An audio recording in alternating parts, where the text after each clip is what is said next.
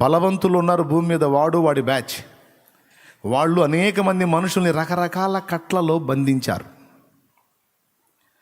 నీ భర్త తాగుబోతైపోయి తాగుబోతుగా ఉన్నాడంటే, బయట పడాలనుకుంటున్నా కూడా బయట పడలేనంత బానిసైపోయాడు అంటే,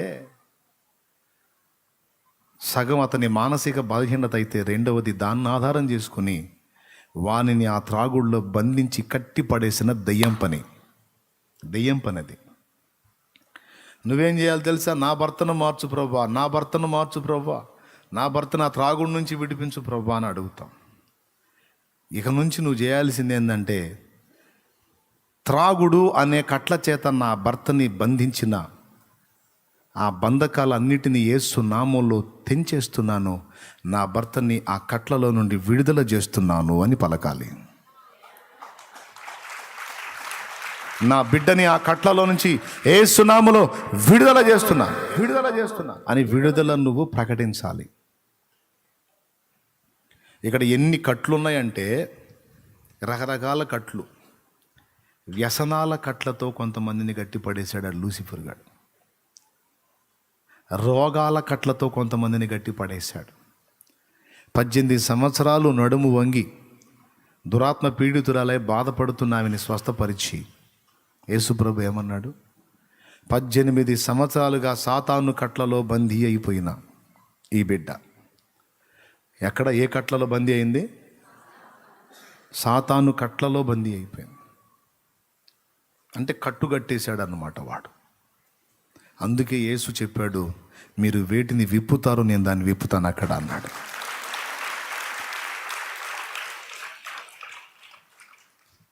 అంటే సంవత్సరాలుగా రోగపు కట్లలో బందీలైపోయిన వాళ్ళు కూడా ఉన్నారని గుర్తించాలి. అందరికీ వచ్చిన జబ్బులన్నీ శరీరాన్ని బట్టి వచ్చినాయి కాదు, దురాత్మల వల్ల కూడా కొంతమంది జబ్బుల పాలై ఉన్నారు. శరీరాన్ని బట్టి కొంతమందికి రోగాలు వస్తే డెవిల్స్ వల్ల కూడా కొంతమందికి జబ్బులు వచ్చినాయి. వాటిని వెళ్ళగొట్టినప్పుడు, వాటిని బంధించినప్పుడు, ఆ బాధలో ఉన్న వారికి విడుదల ప్రకటించినప్పుడు, శరీరాన్ని బట్టి వచ్చినాయైనా సరే మనం వారికి విడుదల ప్రకటించినప్పుడు ఏమన్నాడు? నేను అక్కడ విడుదల చేస్తాను. అంటే నువ్వు ప్రకటించకపోతే చేయాతి కాదు, నువ్వు ప్రకటించు. ఇది ముఖ్యమైనదా కాదా? అసలు మనం దీన్ని పట్టించుకుంటామా? అసలు ఇది ఇంత సీరియస్ మ్యాటర్ అని తీసుకుంటామా మనం? గుర్తుపెట్టుకో, రోగపు కట్లలో కొంతమంది, అప్పుల బాధలలో, అప్పులు అనే కట్లలో కొంతమంది, ఆత్మహత్య ప్రేరణ, చావాలి చావాలి చావాలి అనే ఆలోచనలో కొంతమంది, అదొక దయ్యపు కట్టు. నిరంతరం అదే ఆలోచన కలుగుతూ ఉంటుంది. ఏ కొంచెం ఖాళీ దొరికినా ఉట్టి పుణ్యానికి సావు సావు అనే ఆలోచన కలుగుతుంటుంది.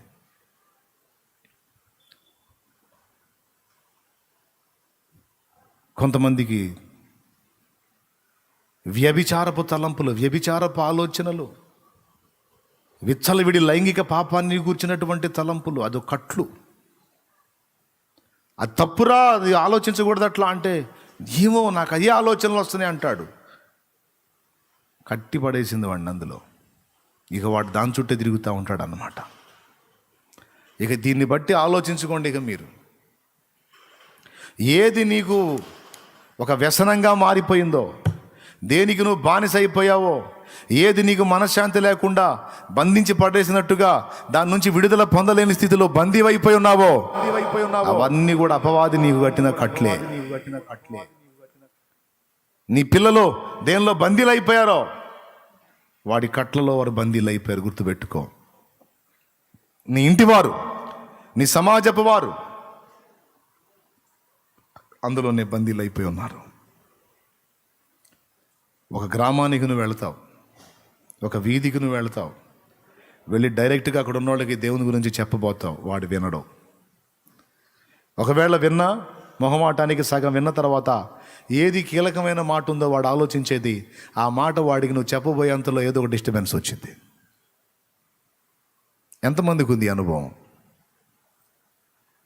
ఏదో ఒక అభ్యంతరం వచ్చేసిద్దా, ఆటంకం వచ్చేసిద్ది.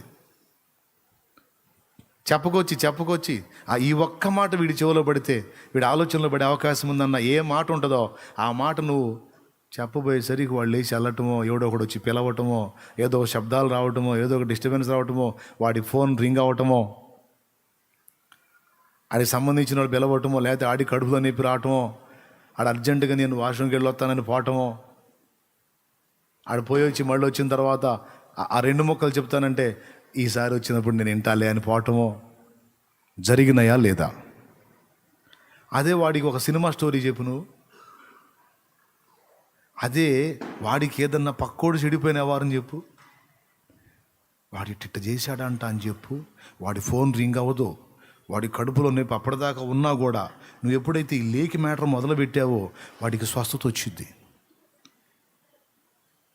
అర్థమైందా? అప్పటిదాకా వాడి విపరీతంగా నొప్పితో బాధపడేవాడు కూడా అట్లా అప్పటిదాకా వామో వాయో అనేవాడు కూడా. అదే దయ్యపు స్వస్థత అన్నమాట. అదే నువ్వు దేవుని గురించి చెప్పేవాడికి అప్పటిదాకా ప్రశాంతంగా ఉన్నవాడు కూడా ఎక్కడైనా బాధ వచ్చింది. ఏం జరుగుతుందో ఆలోచన రాలేదా? ఏం జరుగుతుందో రాలేదా? అర్థం కాలేదా? చాలా చోట్ల చూసా. వాక్యం చెబుతానా, పల్లెటూళ్ళ పోయి కూటం పెట్టి క్లైమాక్స్కి వచ్చిందాక వాళ్ళు ప్రశాంతంగా కూర్చొని వింటుంటారు. ఏదైతే టర్నింగ్ పాయింట్ ఉంటుందో, అసలైన విషయం ఏదైతే ఉంటుందో అది ఓపెన్ చేయబోయే ముందు గొల్లుమని లెగుస్తారు గొడవ. అప్పటిదాకా ప్రశాంతంగా ఉన్నోళ్ళే అన్యులు ఆ చుట్టుపక్కల కూర్చొని ఉంటారుగా, ఈ ఇళ్లలోకి పోయి కొట్టుకొని బయటకు వస్తుంటారు. ఒక ఇంట్లో కొట్టుకుంటే చాలు ఇక అన్ని ఇళ్ళు అటే చూస్తాయిగా.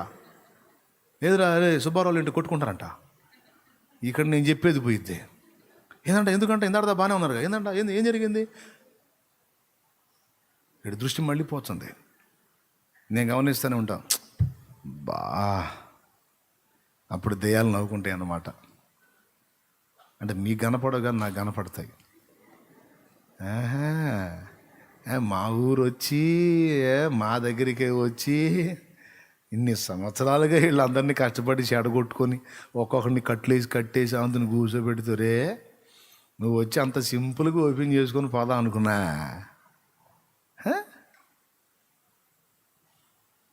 ఎట్ట బానిస్తాం? కావాలంటే చూడండి, గతంలో నాతో పాటు ఉన్నవాళ్ళకి తెలుసు. ఎంతమందికి తెలుసు?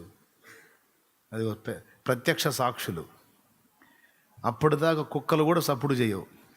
పాటలు పాడిన, వాక్యం చెప్పిన కరెక్ట్గా ఏదైతే మలుపు ఉందో, ఇంపార్టెంట్ ఏదైతే ఉందో, ఏది అందితే వాడికి ఆలోచనలో పడతాడో ఆ పాయింట్ వచ్చేసరికి ఎక్కడెక్కడ కుక్కలన్నీ ఒక దగ్గర గ్యాదర్ అవుతాయి. అప్పటికి గ్యాదర్ అయ్యి ఓ అని లెగుస్తాయి. ఇక అంటే మనుషులంటే వాడు రేపుతాడు, కుక్కలు ఎందుకు రేపుతాడు అన్న అంటారేమో. అరే పందులను తీసుకెళ్ళి సముద్రంలో ఇలా దెయ్యాలు. నమ్ముతారో లేదో కానీ నేను చెప్పేది నిజమండి. దుష్టాత్మలు ఎప్పుడైతే గురవాయపాలెం గురించి చెబుతుంది. కరెక్ట్ టర్నింగ్ పాయింట్ ఏదైతే ఉందో ఆ పాయింట్ ఓపెన్ అవ్వబోతుంది. ట్రాన్స్ఫార్మర్ ఏదో మొత్తానికి అక్కడ ఇంజన్ ఫాట్మన్ అయిపోయింది. ఒకచోట వాక్యం చెబుతున్నా, సాక్ష్యం చెబుతున్నా, ఒకడే వచ్చాడు. అసలు అక్కడ ఒరిజినల్గా వాటి కంచుకోట అన్నమాట. అది చెబుతున్నా, వాడు చాలా మంచోడు. మామూలుగా నాకు తెలిసి ఆ రోజు వాళ్ళు 100 దెయ్యాలన్నీ ఎంటర్ అయి ఉంటాయి. ఎందుకంటే ఒకడే అంత బీభత్సం చేశాడు వాడు. అప్పుడు నేను 2 పనులు చేస్తా. మరి వాటికని తెలివితేటలు ఉంటే దేవుని అభిషేకం పొందిన మనకి ఎన్ని ఉండాలి? మనకి ఇంకా బలవంతుడు ఉన్నాడు. 2 పనులు చేస్తా. మొదటిది ఏం చేస్తానంటే, ప్రార్థన చేయకుండా సుతారం చూస్తుంటారే అంట. దేబ్రే ముఖం వేసుకొని చూస్తాపు, మోకాళ్ళు లేపు, ఆత్మలు రక్షించాలని వచ్చాం అన్ని సట్టు బుట్టేసుకొని. దయ్యాల పని జరుగుతుంది అక్కడ అంటే అప్పుడు లెగుస్తారు మనోళ్ళు, అమ్మ సైతానుగా అని. అప్పుడు పోయి మోకాళ్ళు వేసి స్తోత్రం స్తోత్రం స్తోత్రం ప్రభా, ఇక్కడున్న దెయ్యాలు మొత్తం యేసు నామములని మొదలు పెడతారు. ఇక వాళ్ళనటు ప్రార్థనకు పంపించి ఇటు నేను ఒక స్తుతి పాట ఎత్తుకుంటా, ఒక పాట ఎత్తుకుంటా, వాళ్ళు కొట్టుకుంటాం ఆపిందాక పాడుతూనే ఉంటా. వాళ్ళని ఎంతసేపు అన్నం కొట్టుకుంటారు వాళ్ళు. ఇప్పుడు దెయ్యాలు తగాదు పెడితే పెట్టినాయి, పద్దస్తమానం కొట్టుకో. అస్సలు నిజంగా ఏమి కామెడీ అంటే క్లియర్గా వాటి కదలిక, వాటి తిప్పలు నాకు కనపడుతుంటాయండి. నిజం, వాటి శోభ నాకు క్లియర్గా అర్థమవుతుంటుంది. సావండి, ఆ తగాద పెట్టారు, వాక్యం చెడగొట్టారు, పూర్తిగా ఆపుతారా? నేను చెప్పాలనుకున్నది చెప్పకుండా ఆపను. అందుకని అవసరమైతే వాళ్ళు ఎక్కువసేపు తన్నుకునే అవకాశం ఉంటే 6 చరణాల పాట ఎత్తుకుంటా. సింపుల్గా 2-3 దెబ్బలతో వదిలేసుకునేటట్టు ఉంటే ఒక 3 చరణాల పాట ఎత్తుకుంటా. మొత్తం ఇక బజార్ అంతా కదిలేంత తనులాట జరిగింది అనుకో, 19 చరణాల పాట ఉంది, ఒకటే పాట. ఓ వినుము సోదరా, ఈ మైకి దెబ్బకు వాళ్ళకి ఎవడికి అర్థం కాదు. ఈ పాట అయిపోయేసరికి ఇక వాళ్ళు జుట్లు పీక్కున్నా పడేసి గుద్దుకు. ఒకవేళ ఎవడికైనా తల బైగిలినా సరే అంబులెన్స్ వచ్చి తీసుకొని కూడా పోయిద్ది. ఇక అది పోయినాకేం చేస్తారు? ఏం మనుషులు రా, సర్లే పాండ్రా, ఎక్కడ కూర్చుంటే ఇంక ఇంతే కన్నా చెబుతున్నాడు పండి. వాడు లైన్లోకి వచ్చింది ఆక. 2, 1 ప్రార్థన పరులు ప్రార్థన చేయాలి, వాటిని బంధించాలి. ఎప్పుడైతే వీళ్ళు మోకాళ్ళుని వాటిని బంధిస్తారో ఏమన్నాడు? అక్కడ నేను బంధిస్తాను అన్నాడు.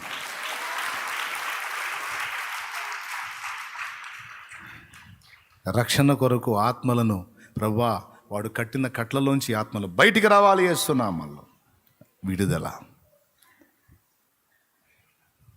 మొత్తాన్ని మళ్ళా గ్రిప్లోకి తెచ్చుకొని చెప్పాలనుకున్న 4 ముక్కలు చెప్పి ప్రార్థన చేసి ఎవడన్నా సిద్ధపడితే రక్షణలోకి నడిపించి వచ్చా. కొన్ని సంవత్సరాలు అలా చేశా దేవుని రూపంలో.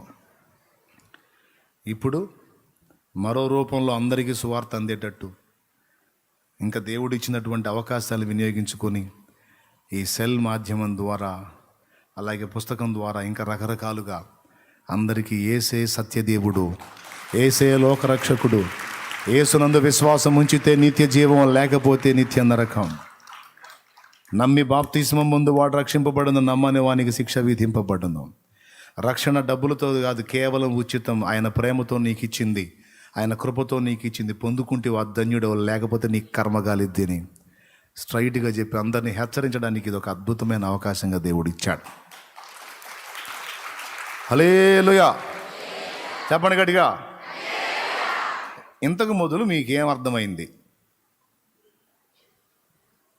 ఏమర్థమైంది? ఇప్పట్లో వీడు ముగించడానికి అర్థమైందా? మరేమర్థమైంది?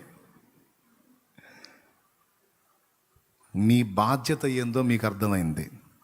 నువ్వు బంధిస్తేనే నేను బంధిస్తాను అంటే, నువ్వు బంధించకపోతే అవి బంధించబడవు.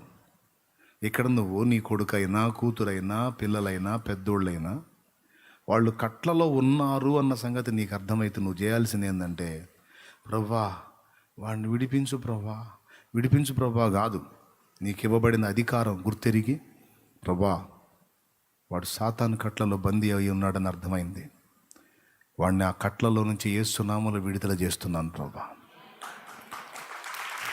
కట్లలో ఉన్న వాళ్ళనేమో విడిపించాలి, కట్లు కట్టి పడేసిన శక్తులు ఉన్నాయో దురాత్మలో, వాటినేమో బంధించాలి.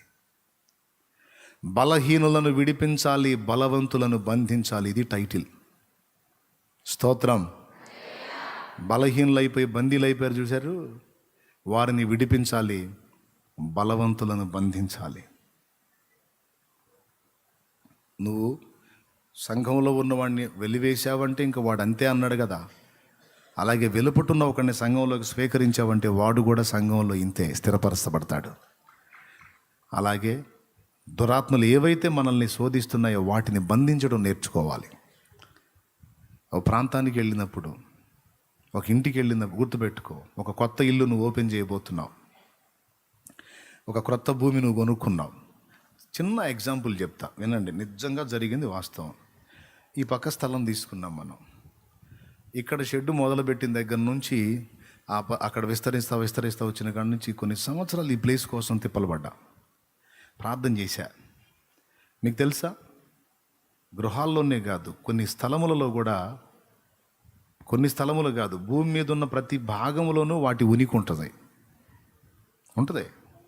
నేను చెప్పే మాటలు కొంతమందికి చేతస్థ మాటల్లాగా అనిపించవచ్చు, కానీ నేను చెప్పేది నిజం. చేతస్థ మాటలు కాదు. ఈ లోకము దాని మహిమ నాకు ఇవ్వబడింది అన్నాడు లూసిఫరు. అందులో ప్రతి భాగము వాడు ఆక్యుపై చేసుకొని ఉన్నాడు. ప్రతి ప్రదేశములో వాడి దురాత్మల ఉనికి ఉన్నది. గుర్తుపెట్టుకోండి.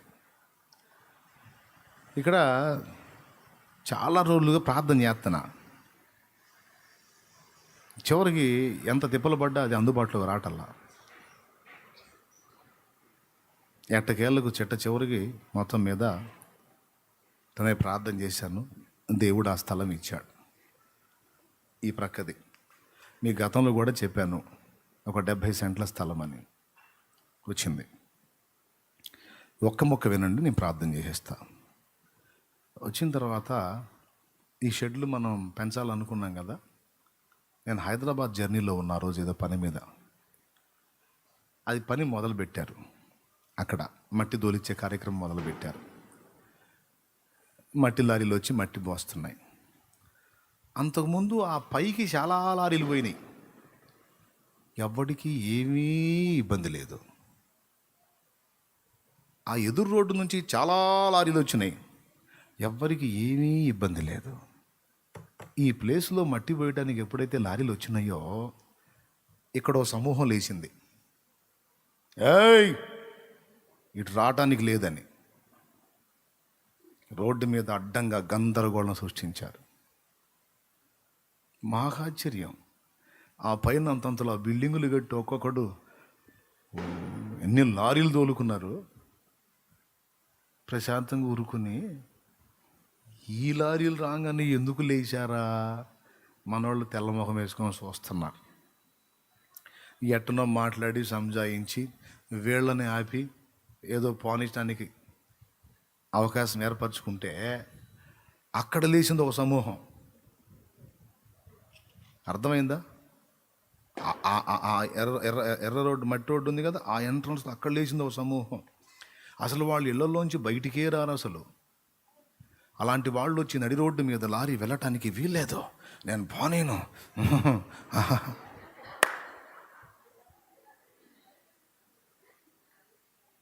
మొత్తం నాకు చెబుతున్నారు ఫోన్ చేసి, ఇట్లా జరుగుతుందని. నాకు మ్యాటర్ అర్థమైపోయింది. బాయ్ పాపం వాళ్ళ అమాయకులు, బాయ్ వాళ్ళు కాదురా, అక్కడున్నాయి దయ్యాలు. అర్జెంటుగా మీరు పోయి కొంతమంది సేవకులు వెళ్ళి ఆ స్థలంలోకి వెళ్ళి ఆ దురాత్మలను బంధించండి అన్న.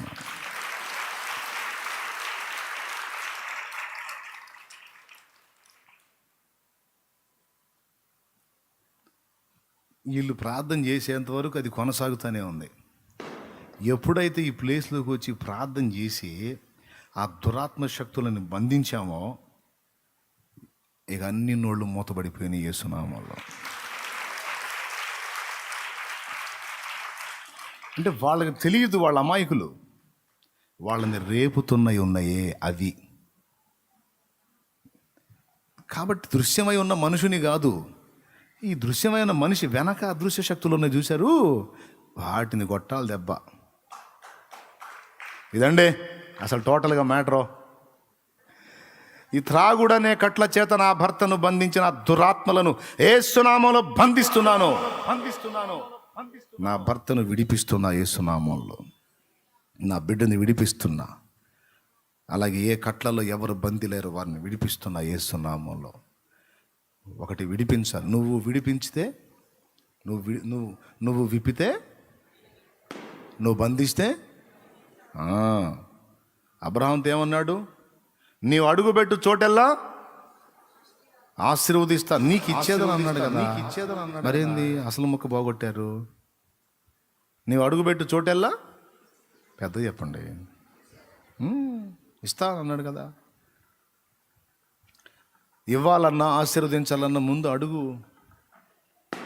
అడుగుపెట్టు చోటెల్లా ఆశీర్వదిస్తుంటే అడుగు పెట్టకపోతే, అడుగుపెట్టు చోటు నీకు ఇస్తానంటే అడుగు పెట్టకపోతే